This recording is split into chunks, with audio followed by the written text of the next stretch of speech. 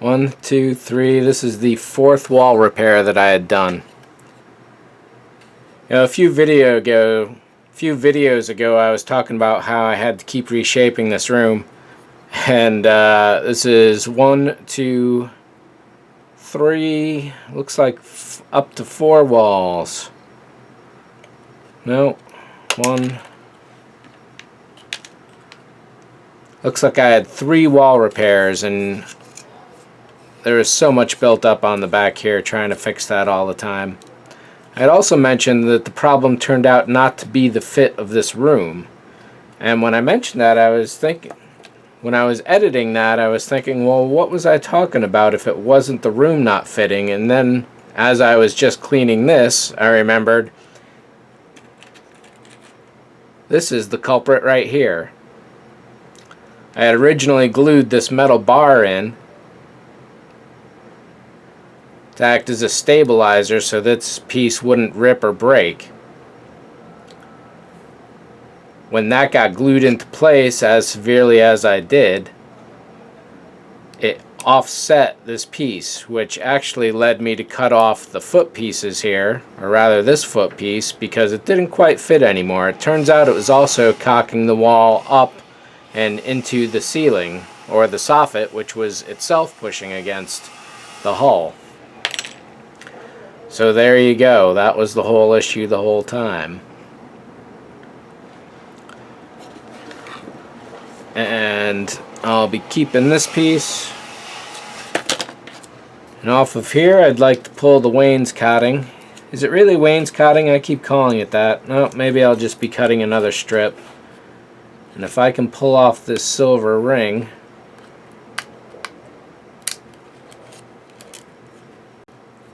hey, nice. Now if I can handle it and clean it without breaking it, because the back is a little rough and isn't going to sit flat. But I could always cut a new ring as well. I can always cut a new ring as well. Real reason why I want it is to trace out this. Whoo! So maybe I'll need a slightly bigger ring. Yeah, this is like a perfect fit right here, totally by coincidence. I could almost glue it in place, but it's just on the inside cusp of all the corners. You know what? I think it'll work. No, because I want, when you're looking in, I don't want the ring to be a visible ledge. I want that to be just outside. So I'll need my compass and a piece of styrene. Haha, that'd be sweet if this works that easy. And any worries about these holes here? There are no worries, simply because there's going to be that wainscoting, which comes to right about here. It looks like. Yep. Halfway between. That would make sense even. Yeah, so I could not have ground that much closer to a perfect circle than I just did. And here's a close-up of what I was talking about with wanting the ring to be invisible. There's the ring at the inner edge of the window.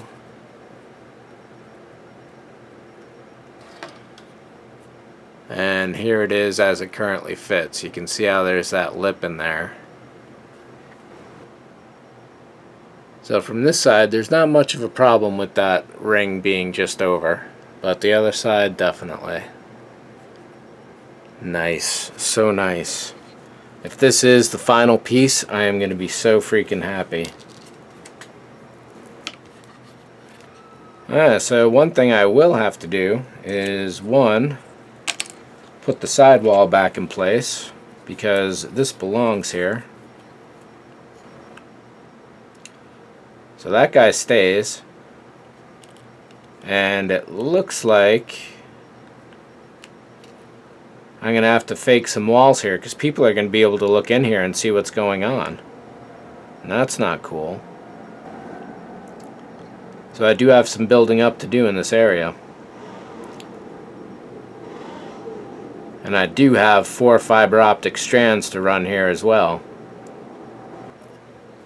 So at this point, I don't know if I should attach the walls here in a generic area, because all it has to do is look like there is no possible way from inside the model to see into this corner here, through this door, and against the wall behind it. So if this is off here or off there, it's not going to matter if you're looking through the doorway. And this side is completely irrelevant completely,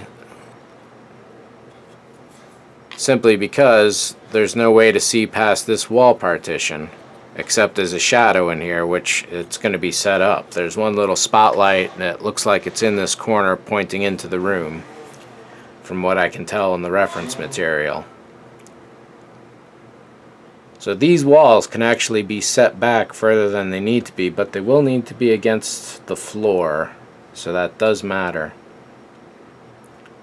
Alright, so it'll be time to finish up the floor and get that ready for this, including putting in the freezer tubes and probably a couple other little pain in the ass things.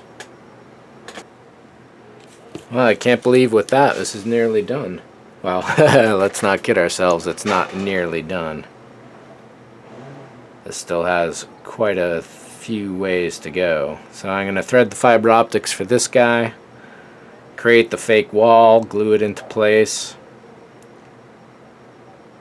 Even just a piece of, well, no, a piece of paper won't work actually. On the front here there are 4 fiber optics, actually 6 because the doorknob I believe has buttons, red and green. Up here, the bottom 2 on each side are always dark, from what I can tell, and the top 2 are red and blue. There's 2 little doodads over here. In one episode, Dr. Smith pushes one of those buttons, but I couldn't tell if they're lit. I was thinking that I might have to double wall this to get extra thickness, but that's really about the thickness I was going for, or hoping for, really. That was just too nice. There's a little sanding I've got to do, it's a little rough, but yeah, very, very happy. I'm kind of excited. Yeah, I'm freaking excited about this. Who's kidding who? So looking through the front viewport, this is about all that people can really see, and the back wall is not, or this side wall here is not a part of that factor whatsoever.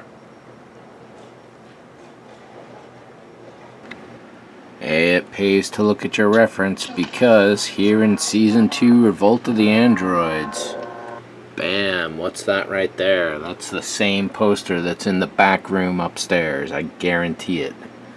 There's a good size reference for how large it is, just about 1 foot by maybe 1.5 feet or so.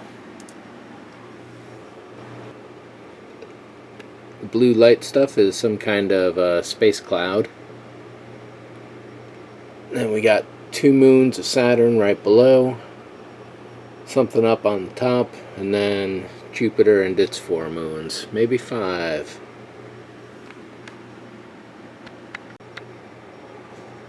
And from that, a little bit of screen capture, a little bit of color correction, a little bit of fixing, and got a recreation of it.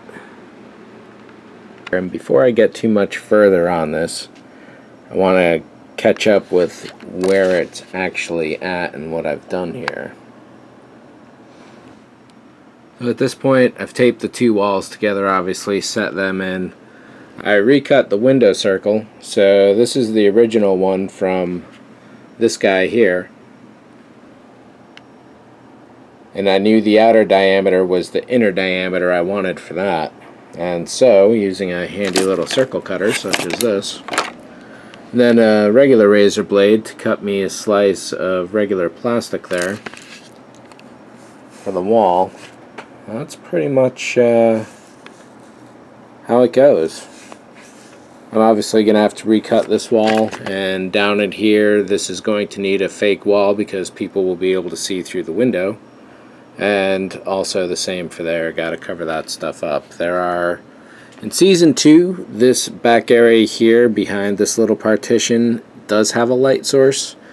In Season 2 and 3 there's always a single light source at the top here that seems to be pointing out into the room.